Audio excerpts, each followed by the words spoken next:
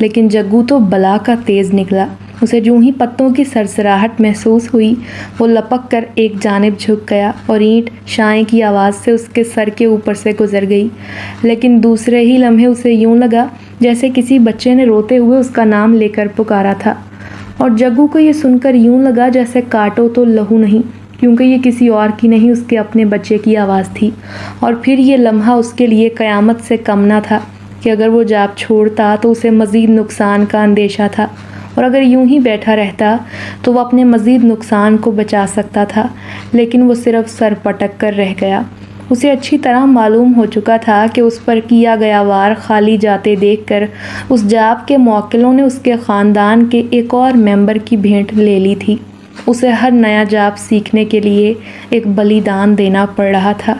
लेकिन अफसोस, अब जो रास्ता वो इख्तियार कर चुका था उससे पीछे हटने का मतलब था कि खुद को उसकी अपनी मौत, जो जग्गू बिल्कुल भी गवारा नहीं कर सकता था। सो उसने दोबारा जाप शुरू कर दिया।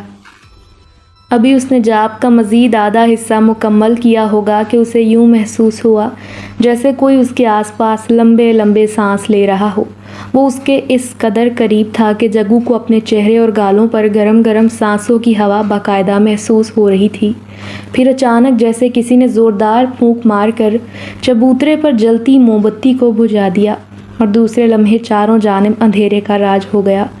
जग्गू आंखें फाड़े बड़े गौर से इधर उधर देखने की कोशिश कर रहा था, मगर अंधेरे में कुछ भी सुझाई ना दे रहा था। जग्गू ने धीरे से बैग के अंदर अपना दायां हाथ डाला और कुछ टटोलने लगा।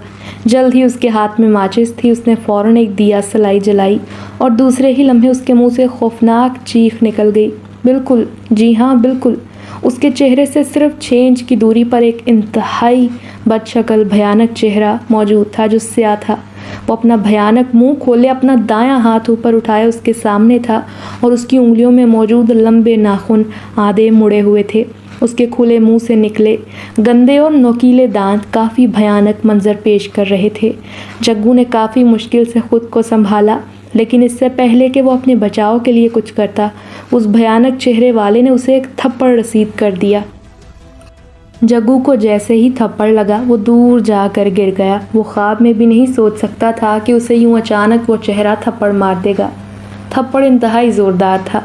जग्गू को यूं महसूस हो रहा था जैसे किसी ने जलते हुए अंगारे उसके गालों में भर दिए हों, और तकलीफ़ ज़्यादा होने की वजह से उसकी आंखों से आंसू निकल आए।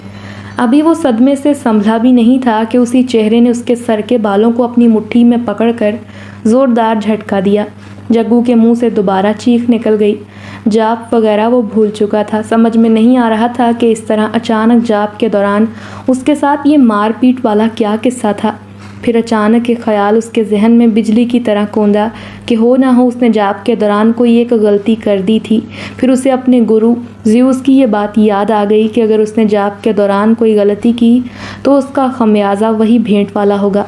इसीलिए जैसे भी हालात हों, लेकिन उसे जाप एक नशिस्त में ही पूरा करना होगा। लेकिन वो बेध्यानी में गलती कर चुका था और उसके साथ जो सलूक हो रहा था वो और भी जानलेवा था कि अब वो किसी और बड़े नुकसान का इंतज़ार कर रहा था। और फिर अचानक जैसे उसके कानों में अपनी बीवी के रोने की आवाज़ सुनाई दी, जो उसे कोस रही थी कि उसने अपने उस मनहूस कारोबार के चक्कर में अपने दोनों बच्चों के साथ साथ उसको भी अपनी नापाक ख्वाहिशात की भेंट चढ़ा दिया। जग्गू को अपने दिल पर छुरियां चलती महसूस हुईं। वो अपने इस मनहूस और गंदे शौक़ की खातिर अपने पूरे घर वालों को दांव पर लगा चुका था।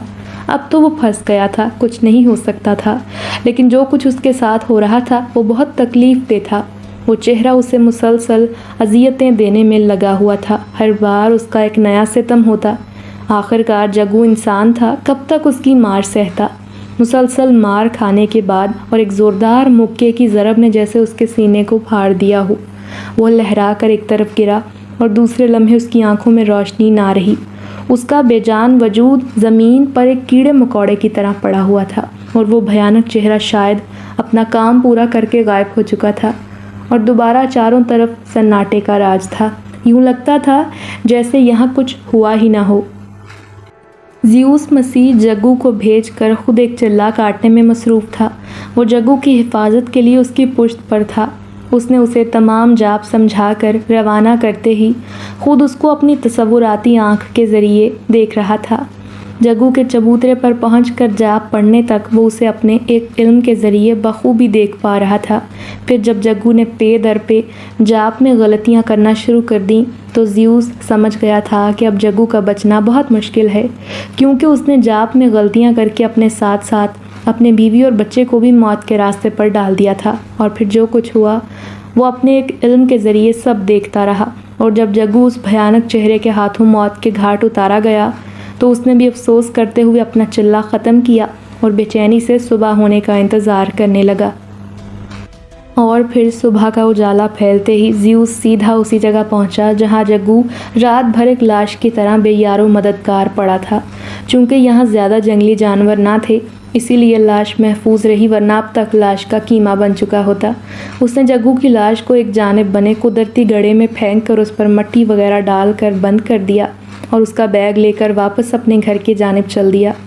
ज़्यूस के चेहरे पर एक अजीब सी खबासत फैली हुई थी, जैसे अभी अभी वो कोई इंतहाई भयानक खेल खेल कर आ रहा हो। कारीन ज़रूर समझ गए होंगे कि वो अपने शैतान को खुश करने के लिए और मज़ीद बैर या मौकलों के हसूल के लिए गुज़श्ता रात एक और भेंट दे चुका था।